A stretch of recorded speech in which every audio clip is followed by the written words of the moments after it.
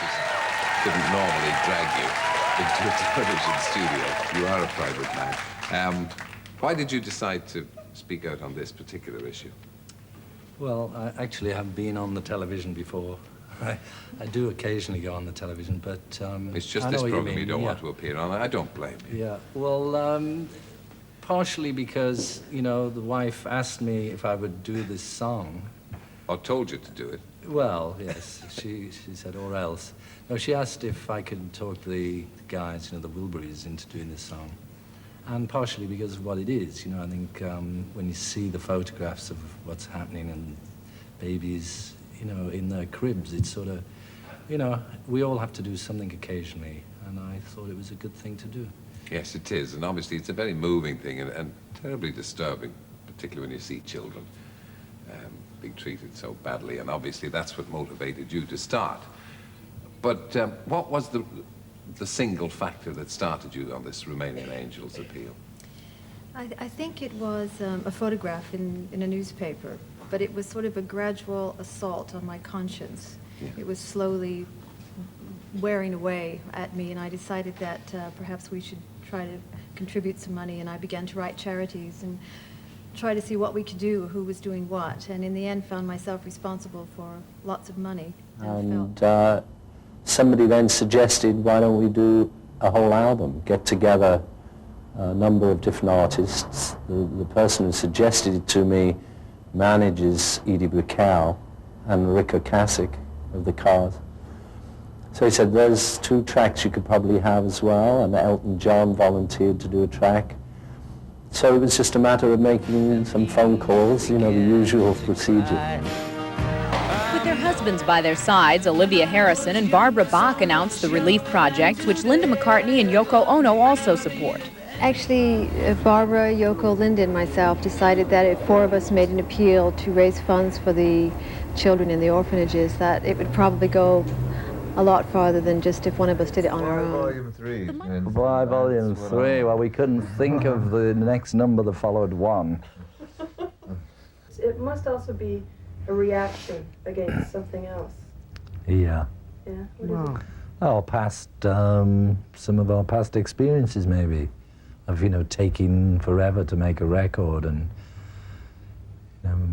Yeah, and laboring over it. It's much easier with this bunch to make a record than it is on your own. I think that's true of all of us. We started the Wilburys, this album, Volume 3. We just started it from scratch. We met up, sat down, and had a song going in like the first 10 minutes. And that was all brand new stuff. We just started the first day. We had a song going so fast, though, by the time we all arrived on the first day. we had to slow it down a bit, though, for the record. A little bit. And I think we even finished the first song the first day. We did the lyrics and everything.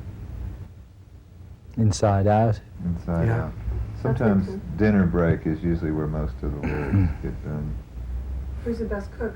When we interviewed the Wilburys just 2 months ago, Harrison, echoing the views given to us a few years back by another middle-aged British rock star, John Entwistle of The Who, reacted quite dismissively when asked his opinion of rap music.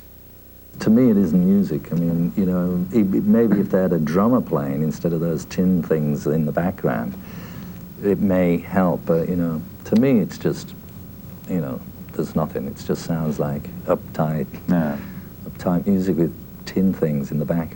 But I mean, you were once, I mean, the Beatles were so much into oral collage, and some rap records are like that. They're sort of like things that are done in headphones, and don't you They all admire sound that? the same, though. That's, you know, once you hear one guy talking, and then you hear another guy talking, it's the same. Sounded like it was a bunch of guys who got down, had a blast, were carousing, were drinking buddies. Is that what this album really is all about? Even more so? Drinking Dos Equis, and buddies. No, were you carousing as much as it sounds like? No, we had fun. We worked hard. I mean, we do tend to work very hard, but it's fun work. You know, we just all get guitars and we say, what about this? Ding, ding, ding, ding, and then we end up with a tune, basically. Didn't you think that the chemistry was really there, though, that the second you sat down together, all this weirdness would erupt again? Well, we hoped it would. Turn the lights down low. You'll never know. Because, you know, who wants to, you know, just be slogging around with no proper job and, you know, no cash and you know, nobody really wants to do that, and for me it was really all I wanted to do was just be in a band. I didn't really want to go to work.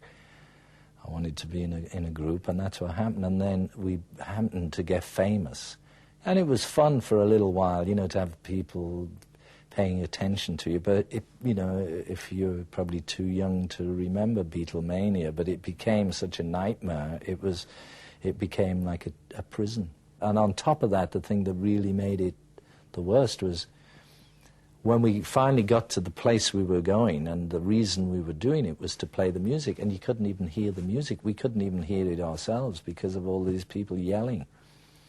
So, you know, we just got tired of it and packed it in. Yeah. And you didn't miss Beatlemania at all? Oh, no. We stopped the mania by retiring from touring and press and stuff, and we just went in the studio and started making like Sgt. Pepper. Dropped some acid and had a laugh. But didn't you enjoy stuff like having groupies? Yeah, it was fun for a bit. Yeah, you know, it's okay. Before it got too big, it was okay. Yeah. Huh. Excuse the pun.